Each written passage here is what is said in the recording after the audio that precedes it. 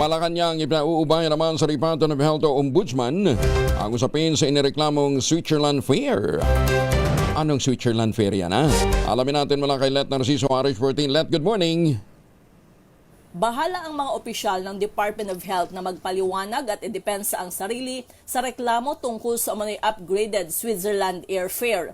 Reaksyon ito ng Malacanang matapos hilingin ng Alliance of Health Workers sa Office of the Ombudsman na imbestigahan sina Health Secretary Ted Herbosa at Undersecretary Albert Domingo dahil sa umano'y maling paggamit ng pondo ng pamahalaan.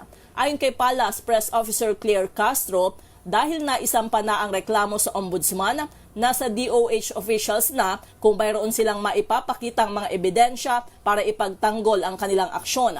Nag-ugat ang reklamo sa utos ni Herbosa na i-upgrade ang airfare ni Domingo mula round-trip economy sa business class para sa kanyang paglahok sa 79th World Health Assembly sa Geneva, Switzerland mula May 17 hanggang 23. Sa tanong kung sinita ba ng palasyo ang kalihim tungkol dito, sabi ni Castro, hihintayin muna ng Pangulo ang magiging resolusyon ng Ombudsman sa issue. Ito si Let Narciso para sa DZRH. Una sa Pilipinas, una sa Pilipino. Maraming salamat, Let.